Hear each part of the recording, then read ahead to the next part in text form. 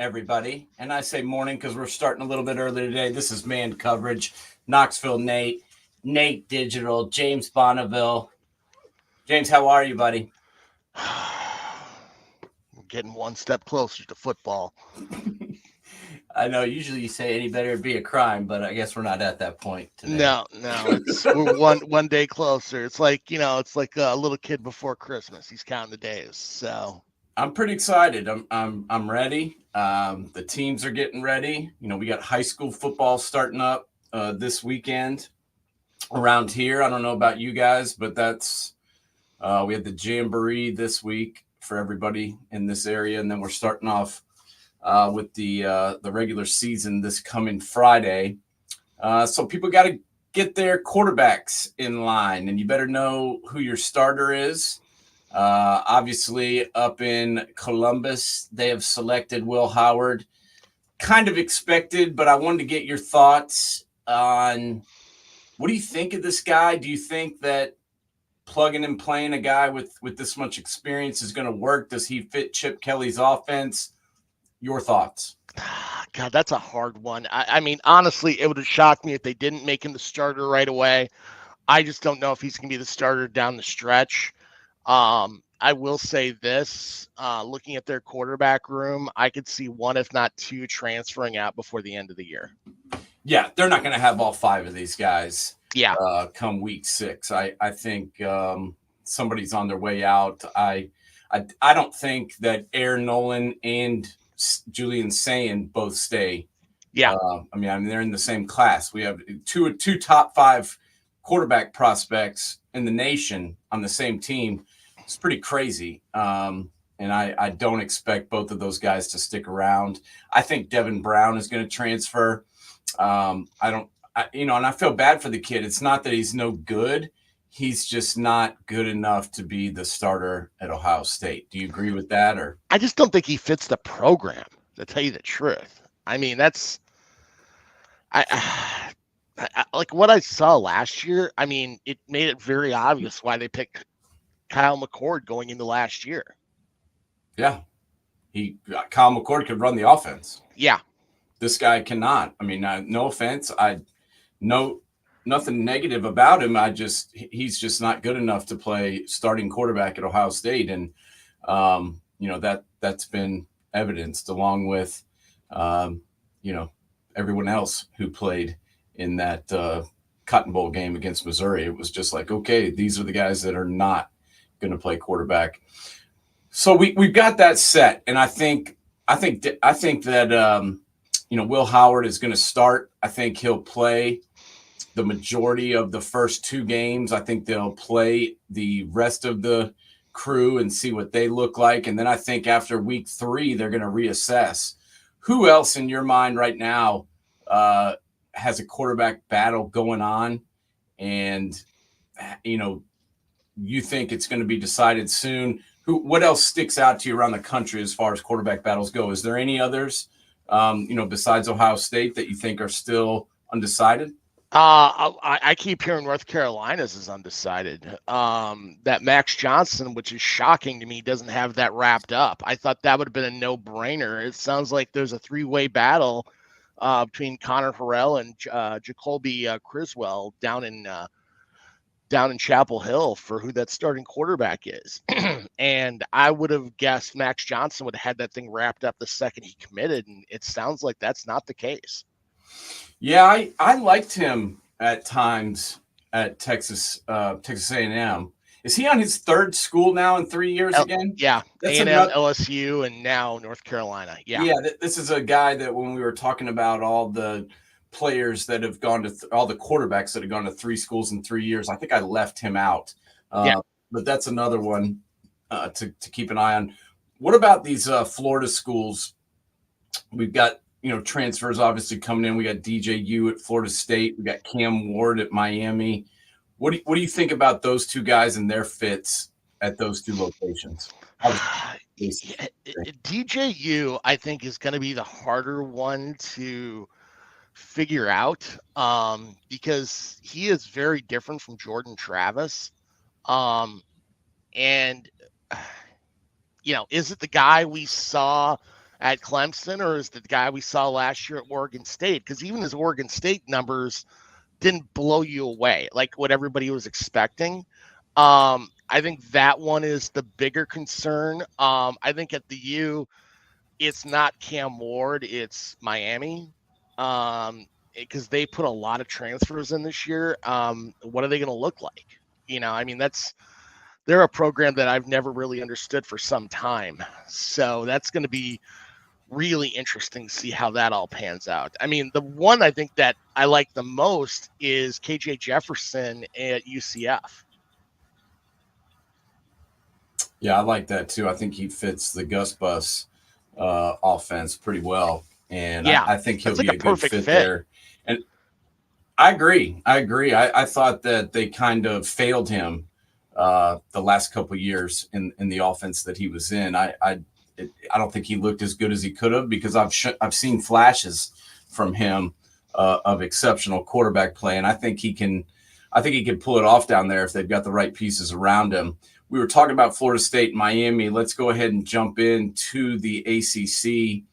Such a weird conference now, man. I mean, Yeah. it's like a basketball conference with just some weird crap spread through in there. I mean, SMU, Stanford. I'm going through this because lots of people probably don't even know these people are in their conference, but SMU has joined the ACC. Stanford, Syracuse, Virginia Tech, Wake Forest. I mean, these are just some weird teams to be together. California is now in the ACC. Who do you think is the best team in this conference? Let's just rate. Let's go through who you think is the best. What's the top tier, and then we'll talk about the rest of the teams as we go through. The top tier, there's an easy 1-2 in my opinion, and that's Clemson and Florida State. Now, is this old Clemson and old Florida State? By no stretch of the imagination. I mean, there's still a lot of fleas on this dog. But right now, I got to say, I like Clemson the best. Cade Klubnik looked a lot better than DJU at quarterback last year. They're going to run the ball because they just don't have that game breaker receiver like they've had in the past. But Klubnik and Muffa are going to be really the bellwethers on that offense and really play a lot of downhill football moving ahead. And you look at what that, and they always have a pretty good defense. I'm picking Clemson to win the ACC this year. How about you? Yeah, I like them. I looked around. I was doing my homework and checking into what other folks were picking, and nearly everyone I saw had Florida State picked as number one, and I'm not so sure about that. I think that Clemson has a better roster. I think that last year they lost a couple of games that maybe they shouldn't have, and things went bad there in the middle. But I mean, this kid's now on his third year and second year starting, and I feel like he's going to be better. Let's say we're both wrong. Let's say Clemson, shits themselves and finishes 8-4 again. Is he in trouble? I mean, are people going to be ready to move on from him? I mean, he's a stubborn man. Let's just be honest about it. He's a stubborn asshole. He's my kind of asshole. I kind of like him, but he is a stubborn dude, and he refuses to use some of the newer methodology with, i.e., the transfer portal and stuff. Is Dabo in trouble if they don't have another, big time season? I would say so. I mean, personally, I would be putting him in that bus of being in trouble. The guy who I think would be a really good fit in Clemson would be Jamie Chadwell at Liberty right now. I think he'd be a perfect fit. I mean, what he did in revolutionizing what he did at Coastal, now at Liberty, I mean, he's a hell of a coach. And I think he's been underutilized quite a bit lately. And I think Dabo's in trouble if you still see 8-4. Yeah, I agree. I mean, they like to. I mean, hell, they went to the college football playoff 6 years in a row, and it's kind of like they've fizzled out since then. Talking about Florida State,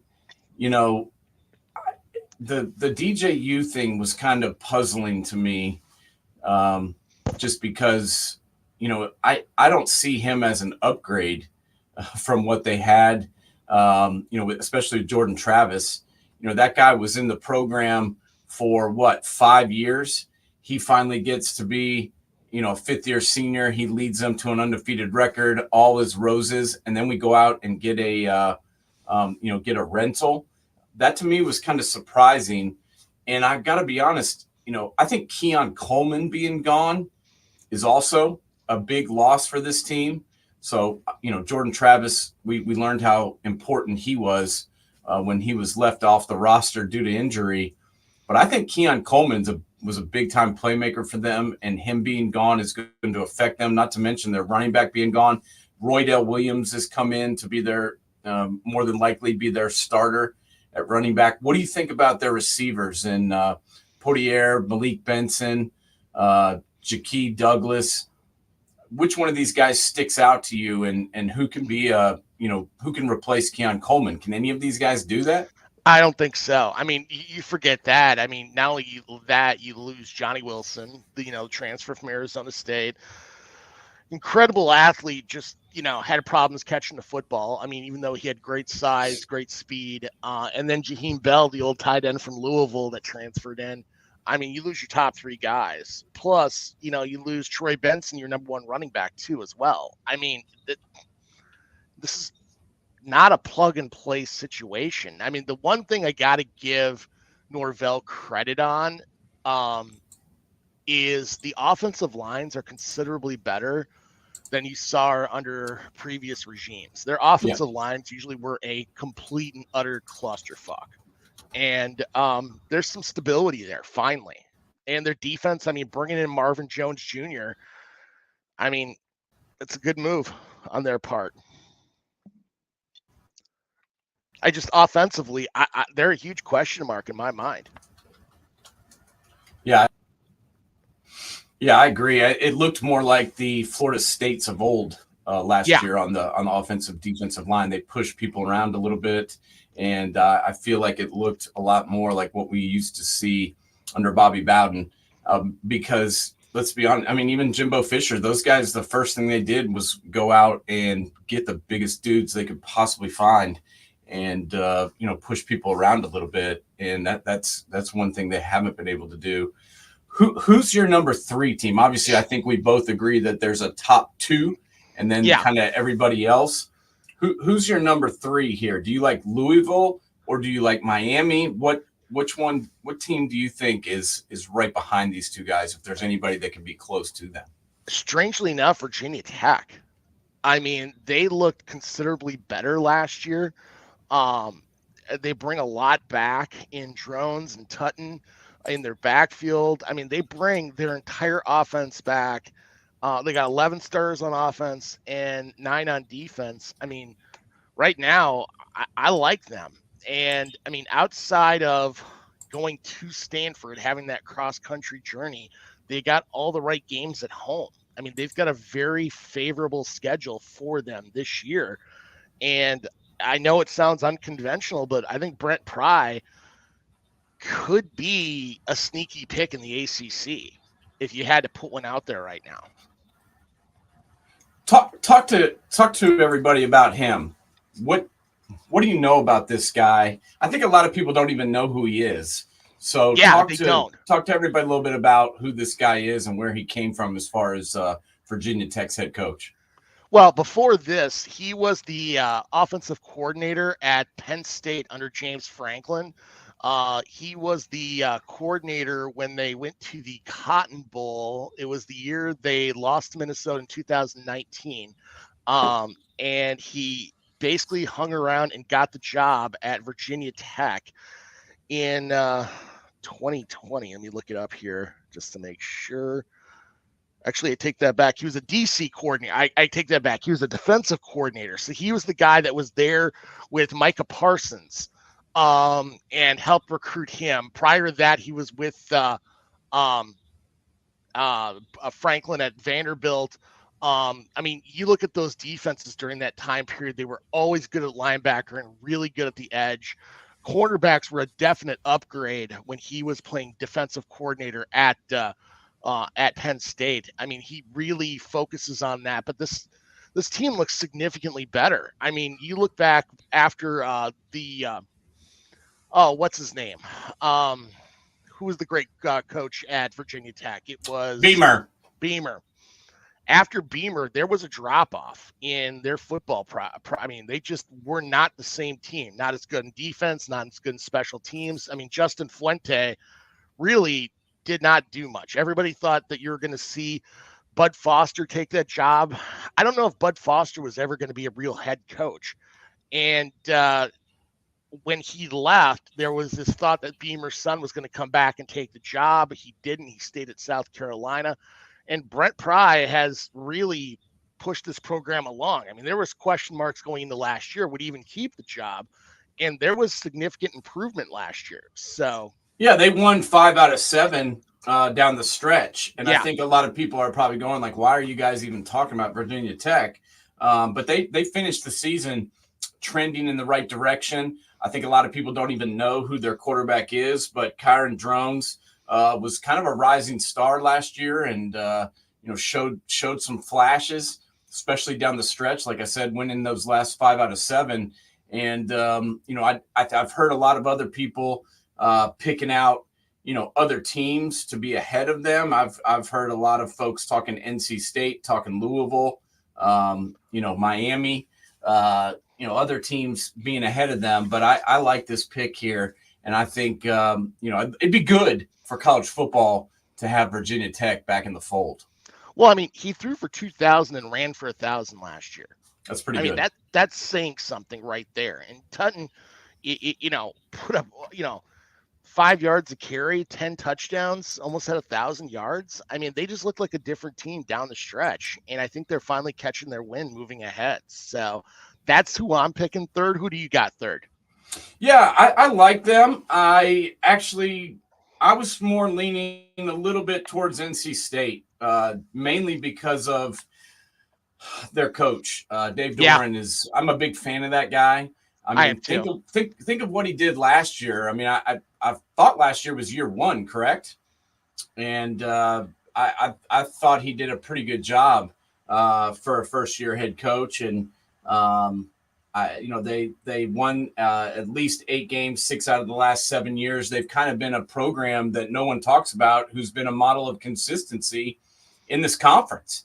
And I think that they have a chance to get better in year 2. He's done some pretty good work in the portal, kind of unnoticed work. No one really talks about what he's done, but he's gone out and gotten some guys to come in and, supplement this team, especially depth-wise. Maybe not so many, starters on defense, but a lot of guys that can come in and, add depth to this team. I think they have around 5 or 6 guys that are on their, they're on their 2 deep that are going to, contribute. And they have 2 guys, DK Kaufman at free safety and Jihad Carter, kind of their nickel guy, who are transfers who have come in and I think will help this team out.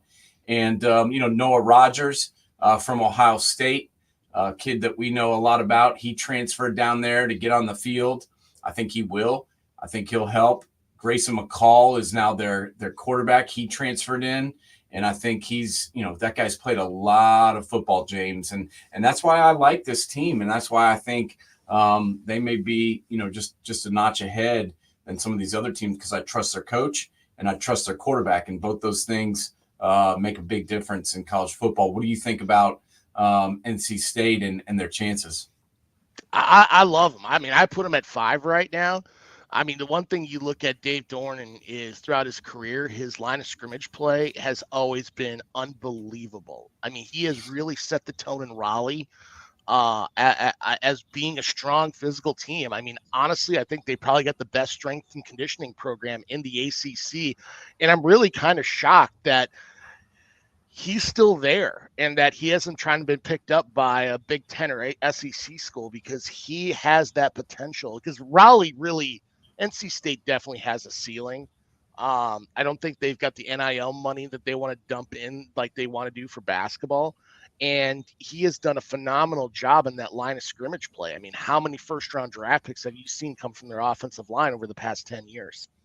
Several. Yeah. And I think I was kind of impressed that they, went out and got Dave Doran. I think he's a good coach, and I like what he did last year. I mean, especially that Notre Dame game. That one to me really, really stuck out.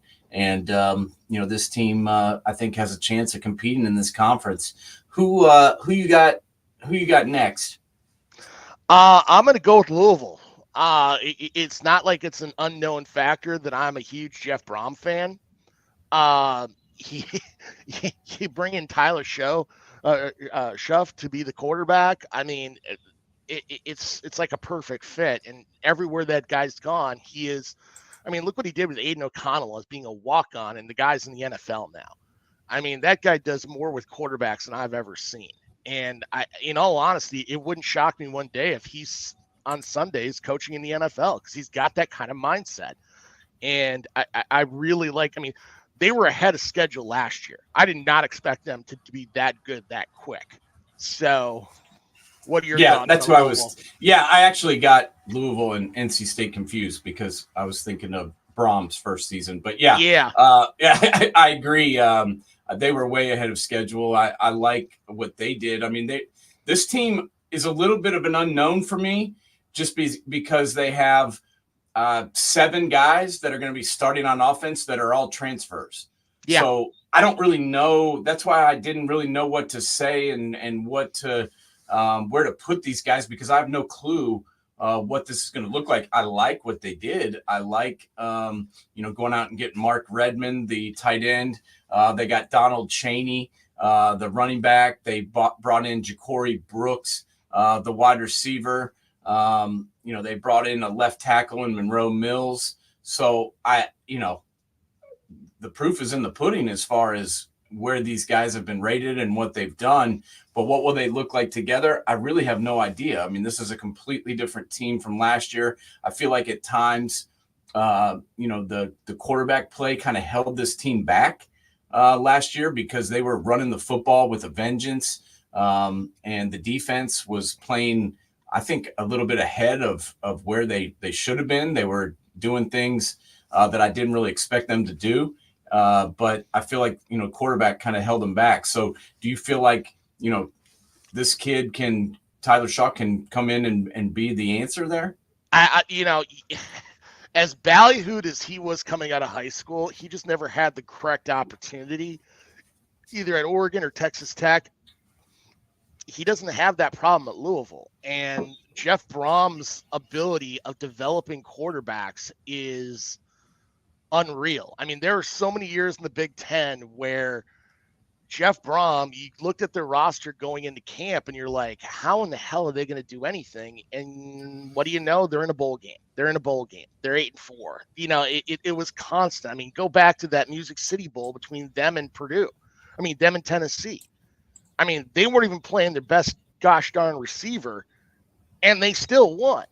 I mean, Karlaftis wasn't even freaking playing, and they still won that game. He is one of the smartest coaches in college football today, and he doesn't get the credit because he's not at a name brand school.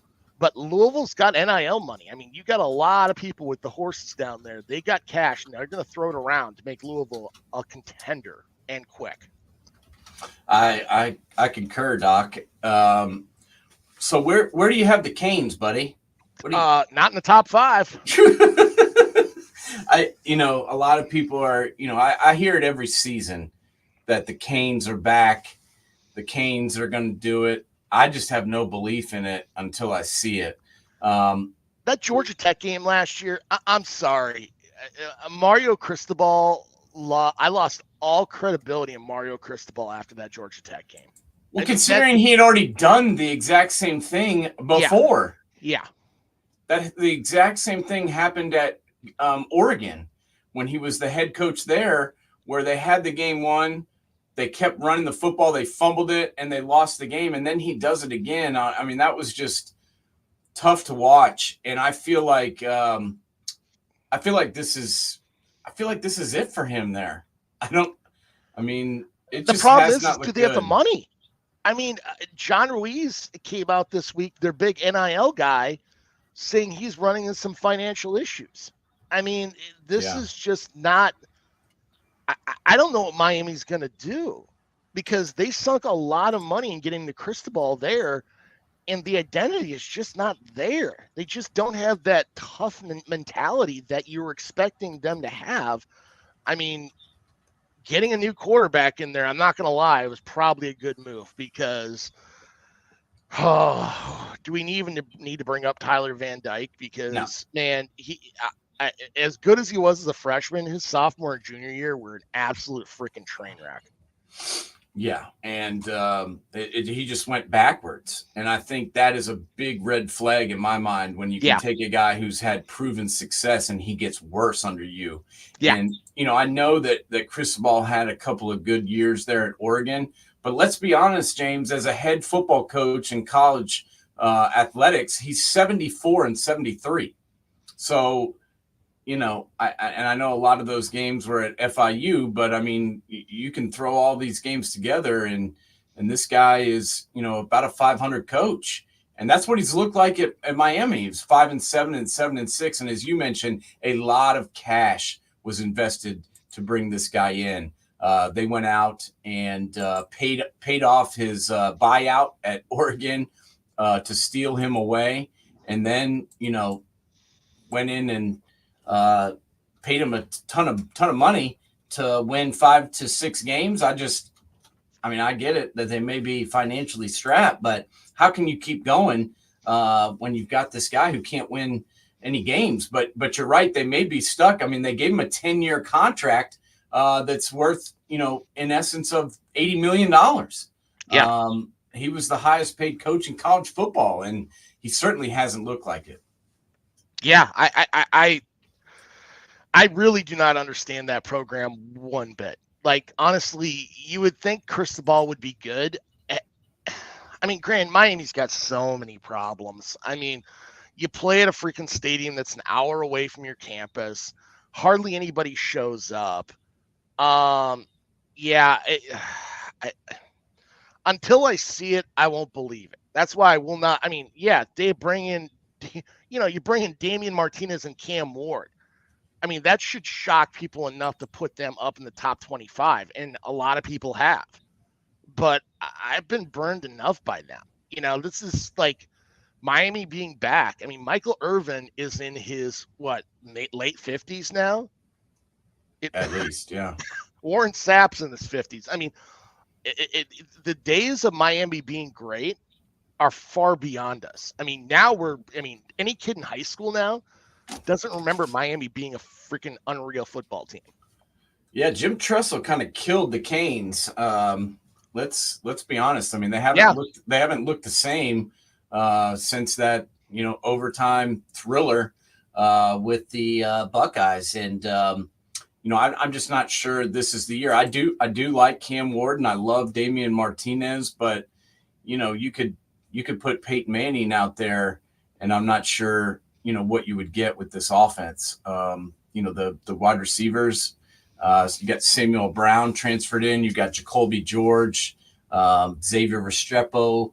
I mean, these guys are not really household names as far as being able to rip it up. And then, one thing that really kind of shocked me was, how many teams Tyler Barron was on in this offseason. Yeah. This is a guy who, played here for my high school at Knoxville Catholic.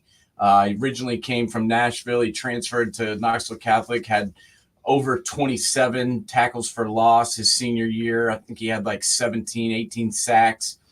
Really, really showed out for the Vols on defense the last 2 years. I thought he would stay at UT and finish his career out, but instead he decides to transfer to Ole Miss.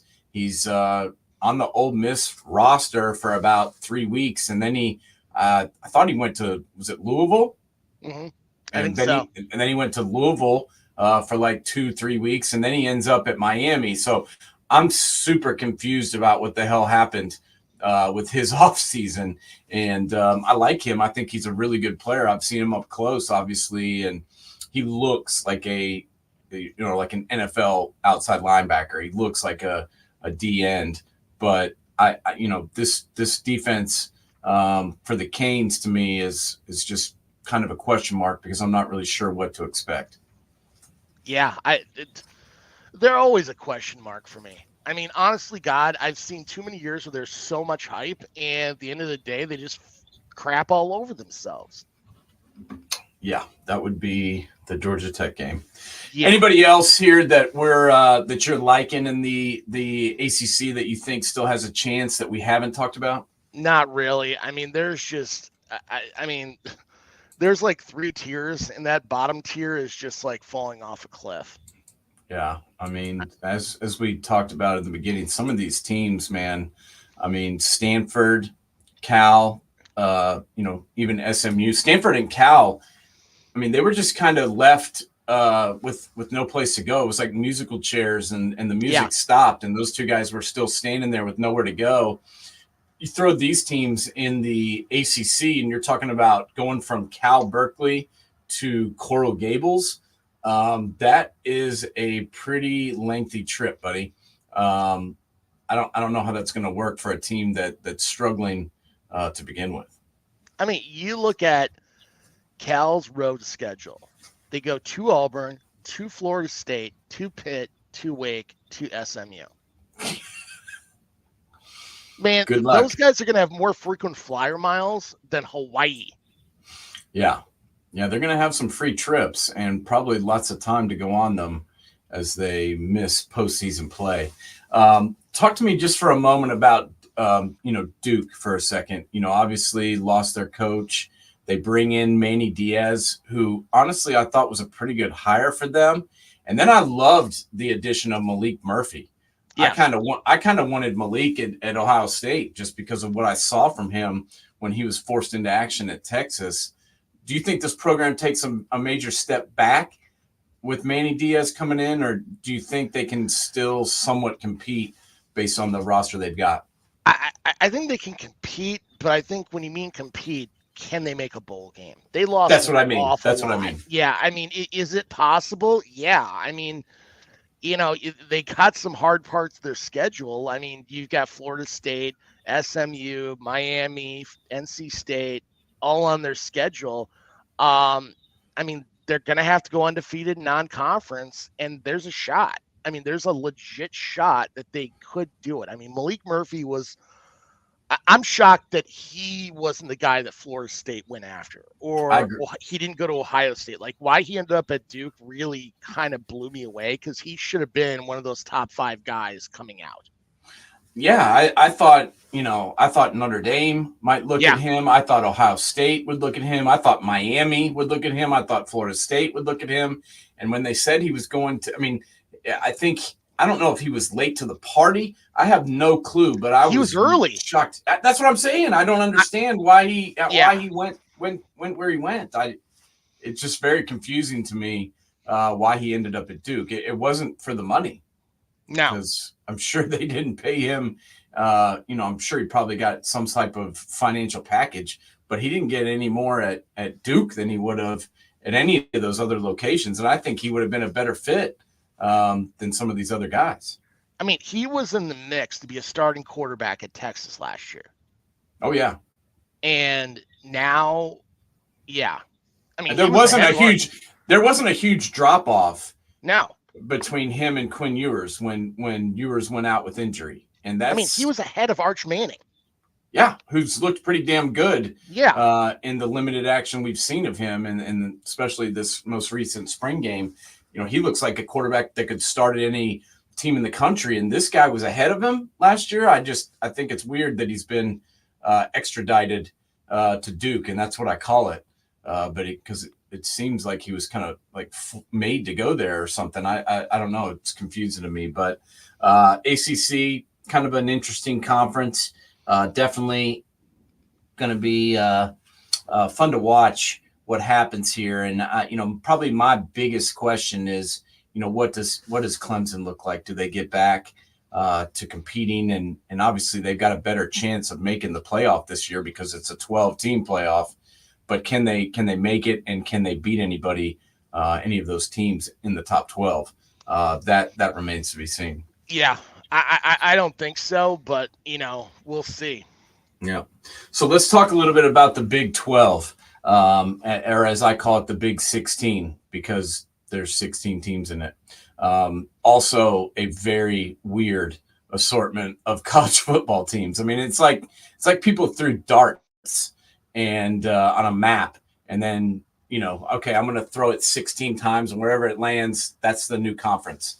And that's what we've got with the Big 12. We've got a couple of Pac-12 teams in Arizona and Arizona State, Colorado, who was once in the Big 12 and then went to the Pac-12, and now they're back. You mentioned Central Florida. We got Cincinnati, BYU, who's been an independent for a long time. We got Baylor, Houston, Iowa State, Kansas State, Oklahoma State, TCU, Texas Tech, Utah, and West Virginia. Who's the best team in this conference, James? I'm going with Utah.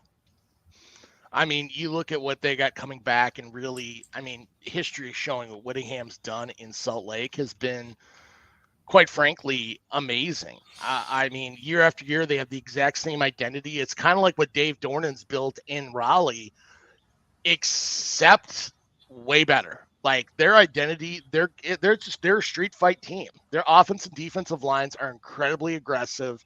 They're going to win in the line of scrimmage, and it all comes down to their speed and their quarterback playing. You got Cam Rising back.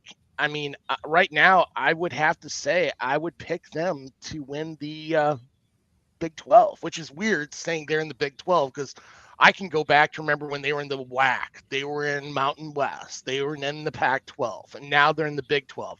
Trying to keep all this stuff straight in my head over the last 20 years is just mind-boggling. But Kyle Whittingham is probably one of the top 5 coaches in America, and he doesn't get nearly the credit he deserves. I agree. I would put him in my top 5 coaches in college football for sure. And I don't think a lot of people would because they just don't think about him. Yeah. But when you look at this roster, it is laden with seniors, guys that have been on this team for 3-4 years or have played college football for 3 or 4 years. And, you look at, a depth chart on a lot of these college football teams nowadays, and it's just filled with guys that have come from other places. This team has 2 transfers in their 22 all 22 look for offense and defense. 2. So the rest of these guys have been in this program. They know what their coach is, one of them. They know what the system is. And let's be honest, I mean, Cam Rising's played some good football, and he's been at Utah, it seems, for about 10 years. Yeah. Last year, it was weird. I think they kept saying, he's coming back. And then they get to like the last 3-4 games and they're like, no, he's not coming back. And that to me was kind of confusing, but I think it may have been a good thing because I don't believe it's good to rush somebody back from injury, especially when you're not sure whether or not he's ready. So I feel like it was maybe in his best interest to do that. But you talked about all the conferences they've been in. Every single conference they've been in, they've competed hard. And people forget they won back-to-back Pac-12 championships and played in the Pac-12 championship game a number of times and, made it to the Rose Bowl. And I think their success is going to continue in this new setup, in this new conference. I like their running back, Micah Bernard.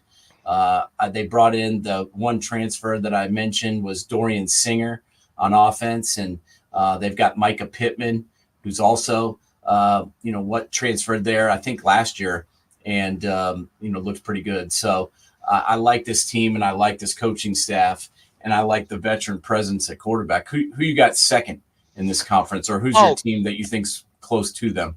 Honestly, K-State. I mean, I look at their schedule and what they got coming back. I think Avery Johnson is probably one of the biggest underknown commodities out there today. He's taken over for Will Howard at quarterback after he transferred out. And quite frankly, I think Avery Johnson would have been the quarterback if Will Howard stayed. Their identity is on that line of scrimmage. Kleiman took that exact same mentality he had up in Fargo and brought that down there. And you look at their schedule, they play a lot of the good games at home. I mean, their hardest games are going to be on the road at BYU, which is always tough to play at West Virginia, which is always tough to play at, and then at Iowa State, who's always a good second half of your team. And Otherwise, they play all the right games at home. I really like what they're doing, and they're always good defensively. I got to go K-State and Utah playing for the Big 12 championship. Yeah, I like what's going on there at Kansas State and Manhattan. I like the addition of Dante Cephas, the wide receiver from Kent State. This kid was wanted by a lot of teams, James. Yeah. And was kind of a big time name floating around in the transfer portal. And that was kind of a big get for Kansas State because they needed a playmaker, and adding him to the roster is helpful. And then go ahead. K-State really never has depth at receiver. Like, this is a program that really, right. I mean, it was kind of shocking they got that. Not only that, a kid by the name of Easton Kitty, who's going to take over for BB's role at left tackle. Kilty is he's from Wisconsin, Stratford, Wisconsin, which is a powerhouse small school program. Played 3 years at North Dakota. This kid is going to really fit their culture in Manhattan. Yeah, I agree. And I also like the addition of Jordan Riley. He's a senior transfer. He came from Ball State, which is kind of an unknown football program, but he's hails from Clinton, Maryland, and went to National Christian Academy and has played some good football, and I think will step in and start right away for Kansas State. Who you got third behind Utah and Kansas State? I think if you don't put Oklahoma State here, you're a moron. Because, honest to God, I've seen Mike Gundy do more with less than anybody in the country. I mean, Alan Bowman, by the way, is this like his 20th year of college eligibility? I think so. Holy crap. This guy's been around forever. I mean, Michigan, Texas Tech. I can't think of who else. Plus, you got Ollie Gordon at tail. You bring a lot back on offense. I mean, it's Oklahoma State. They're going to, like normal Oklahoma State teams, they're going to have a what the hell game. Like, they're going to play a non-conference game where they're going to completely play like complete crap and lose. Look at South Alabama last year. They always have it. So it's just a question of who that's going to be on their schedule. I don't know. But right now, if you don't put them in your top 5, you're a moron.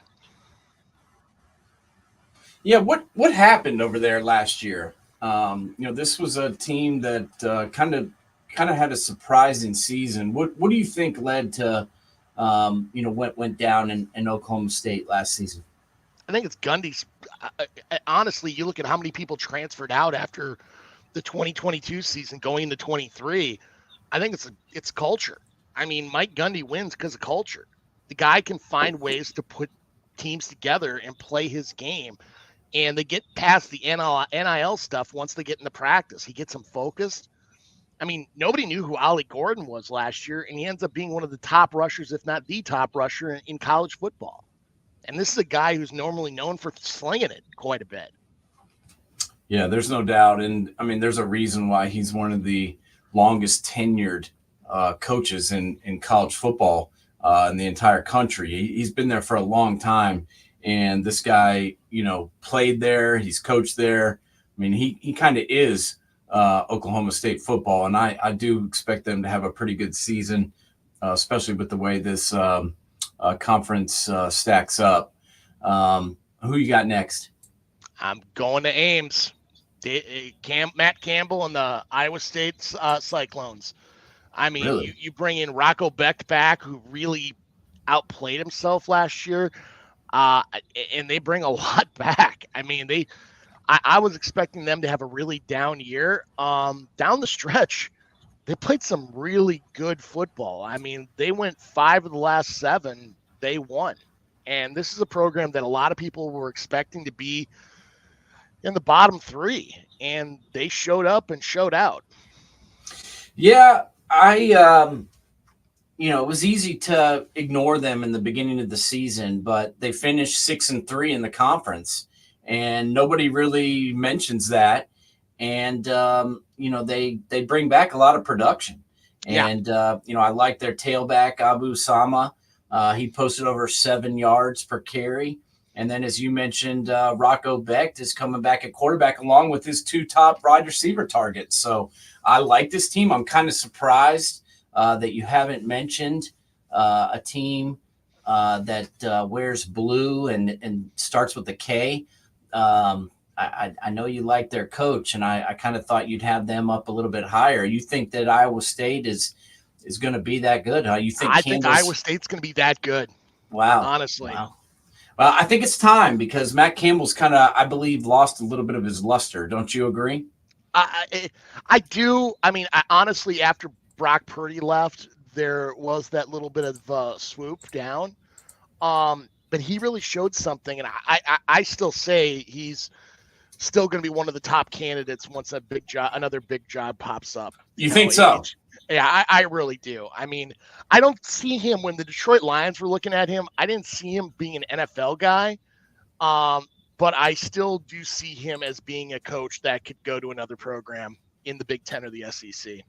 I agree, but I mean, it used to be like every job that would open, the first name would be Matt Campbell. True. And then recently it just hasn't. We haven't heard him being mentioned as far as bouncing out. And let's be honest, he's chosen to stay. I mean, could it be he just likes it there and he wants to stay there and take care of his baby? I mean, is that possible? I mean, I think he's shown that he's got loyalty to that school and that football program. I just, it's so hard to recruit there since you don't have an airport Ames. You got to go down to Des Moines all the time. I mean, they're really in a tough situation, and they're always going to be second fiddle to the Hawkeyes, no matter how hard you try in their own state. Except for on offense. Except on offense, which, let's be honest, I mean, quite frankly, there are Pee Wee football teams that have a better offense than Iowa. So I've got to give, that I hate Jim Harbaugh, and I'm not alone in that regard, but I do. The fact that guy won that many games with Cade McNamara as his quarterback, though, is pretty impressive. Well, it's a testament to that offense and defensive line, which was so good then. Yeah, I mean, This guy was 7 of 21 for 20 yards and 2 turnovers in the spring game. And let's be honest, most of the time in the spring game, they set you up for success. So I think we're going to see a lot of the same from offense there in Iowa. Who you got behind Iowa State? I'm going with Kansas now, finally. Okay. The reason why Kansas isn't higher is they're playing their home games at Arrowhead because they tore down the David Booth Stadium, kind of like Northwestern playing in that, field hockey arena? Yeah. Yeah. So they're going to play a lot of the games at Arrowhead this year, and that's nowhere near campus. Actually, it's not even in the same state. So, I mean, are we going to call them the Missouri Jayhawks this year? But, I mean, you look at this roster offensively. I mean, you bring back Jalen Daniels. I love Jalen Daniels. I mean, the only question mark I have is that they lost their OC to Penn State. But Lance Leopold, I mean, everywhere this guy goes, he wins. And I'm really impressed with this guy. I think next year would be the year once they get that stadium built. What are we going to see?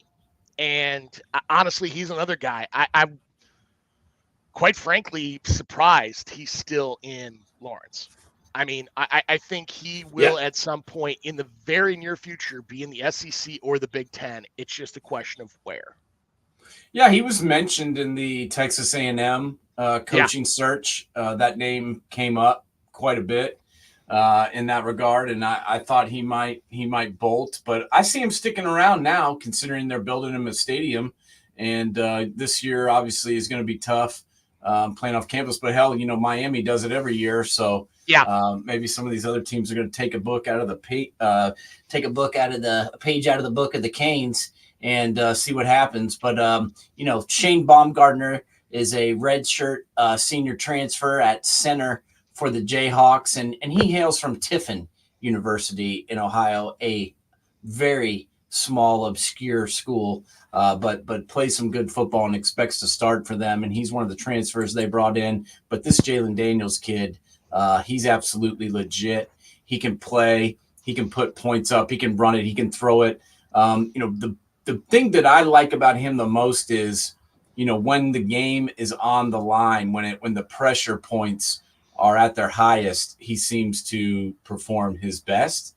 And, I'm talking about some of those overtime games what was it, 6 overtime game where, they just kept going. And I love this competitive mentality of this kid. What do you think about the Jayhawks defense? I don't know much about this group, and I don't know if they can slow anybody down, but that's kind of been their one problem the past few years. They've been able to put points on the board. They just had difficulty stopping them. And I think you're going to still see that same problem. They lost some really good guys. Some guys went to the draft early, which kind of threw me. I think that's going to be a real struggle point for them. Austin Booker, if he would have stayed for another year, the Minnesota transfer, I think that kid would have been, probably a second-round draft pick in this year's draft if he would have stayed.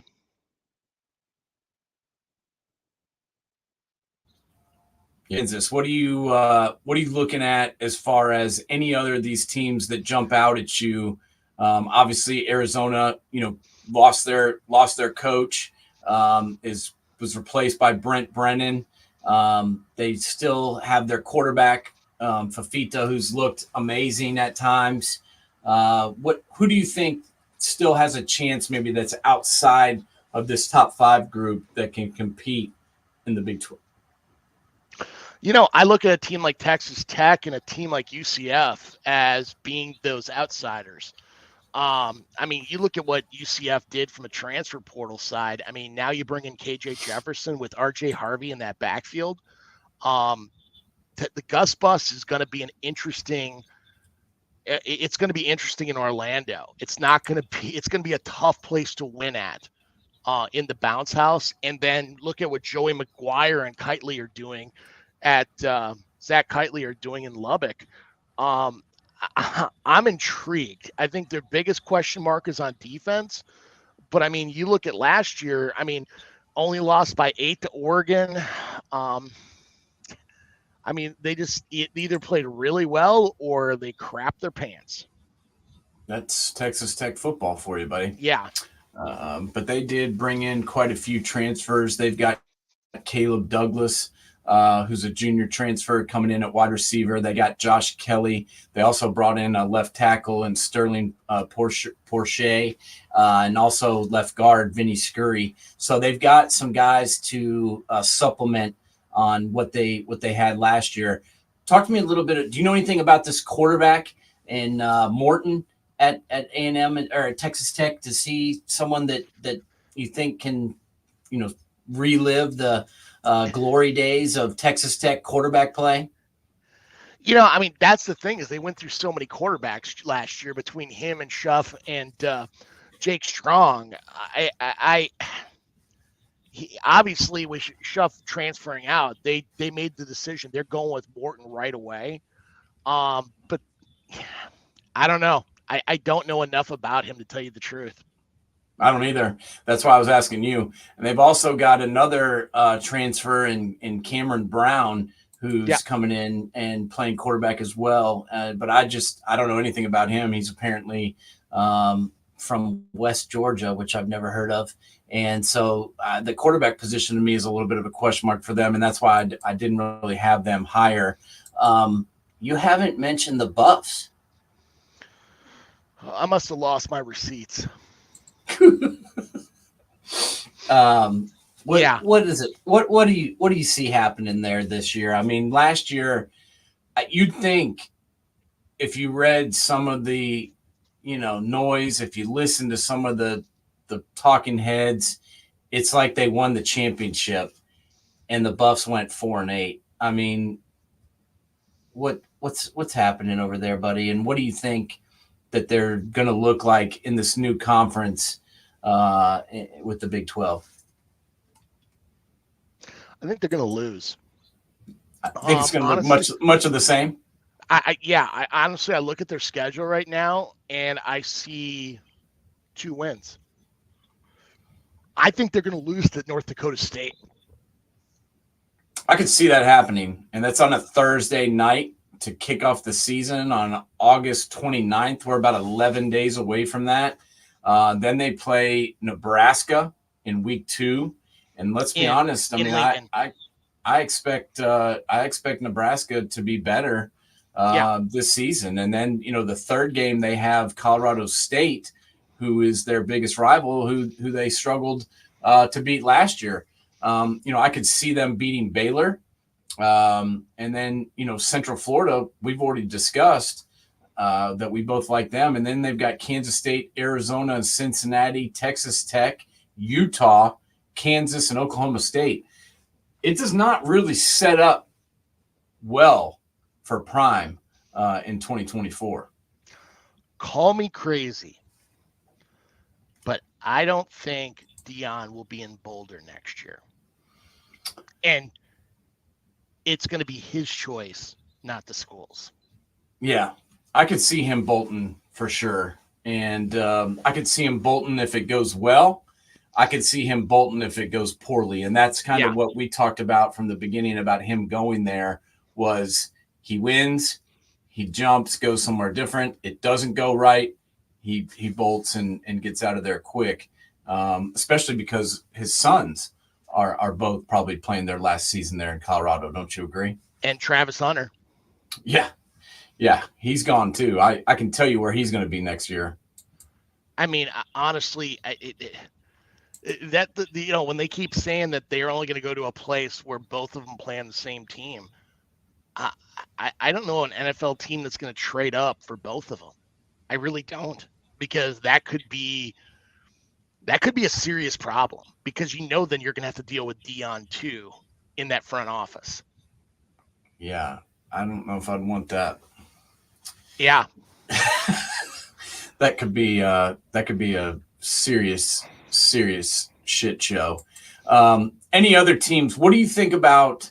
I'm gonna throw a couple of teams at you here, and just let me know what your the temperature of these these two or three teams. One is TCU, team couple years removed from the national championship game. They've kind of fallen off since then, and then also BYU and Cincinnati. What do you think about those three teams? And is there any of those that you think can do anything this year in 2024? There's a possibility that TCU could. I think it's really going to come down to their quarterback play with Josh Hoover, the sophomore, at quarterback. I mean, they bring the transfer Ken Seals in from Vanderbilt, who I thought was really, unknown commodity, and I think he could do something there. But they have nobody on that roster that blows you away. I will say James Brockenmeyer, whose dad played at Texas. He was originally was at Bama for 1 year, transferred to go back, and is at TCU. I think he is an unknown commodity, and he's going to be playing center this year for the Horned Frogs.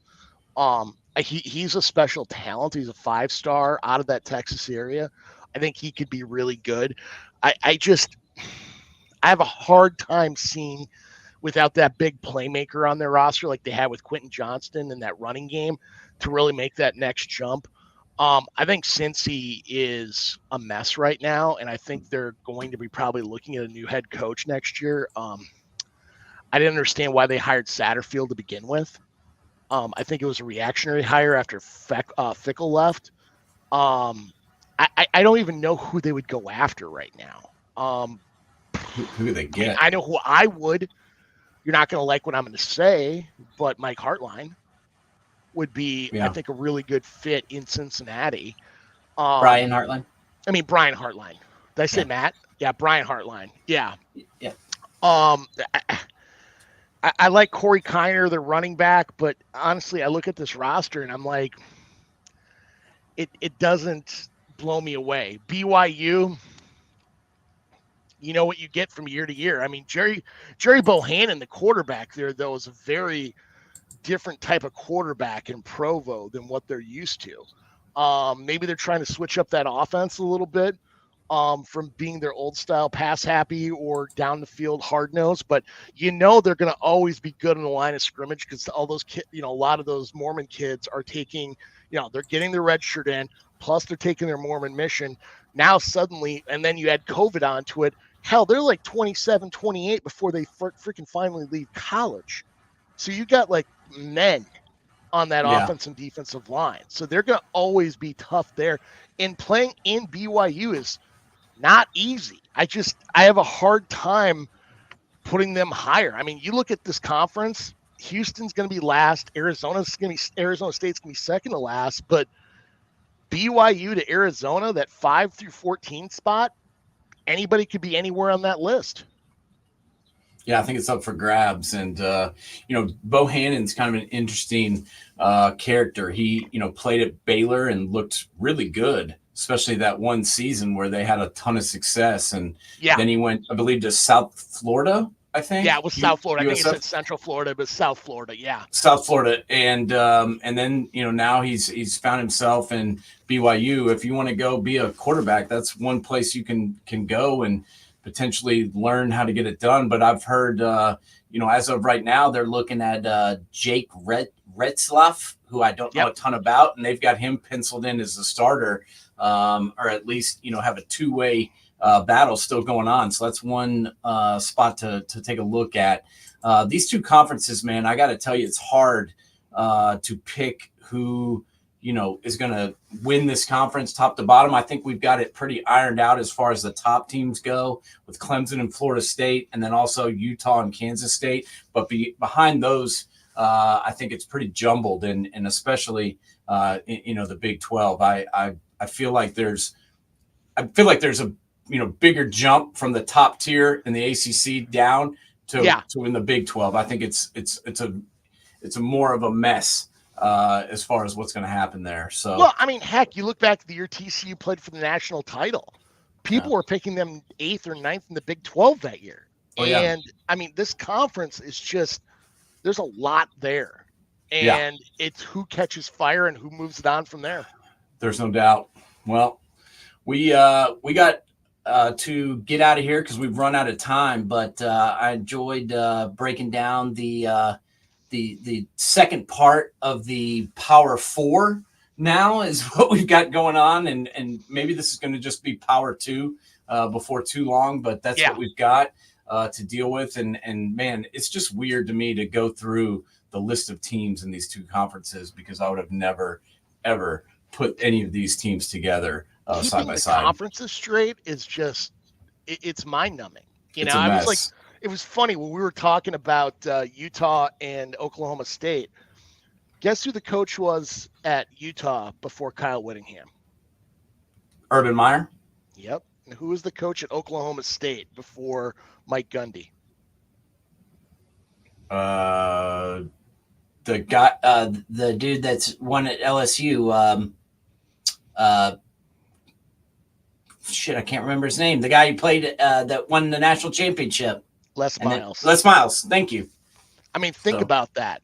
Yeah. You had two guys. They finished off two legends, and then for another 20 years, sustain that program.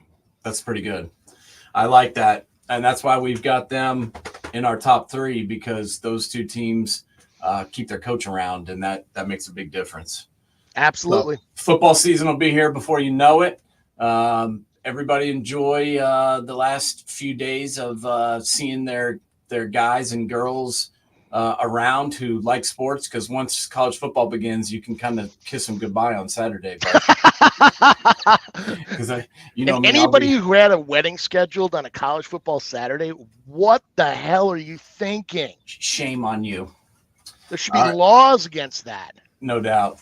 All right, bud. Well, keep it up and keep your chin up, and I'll talk to you again real soon. Okay.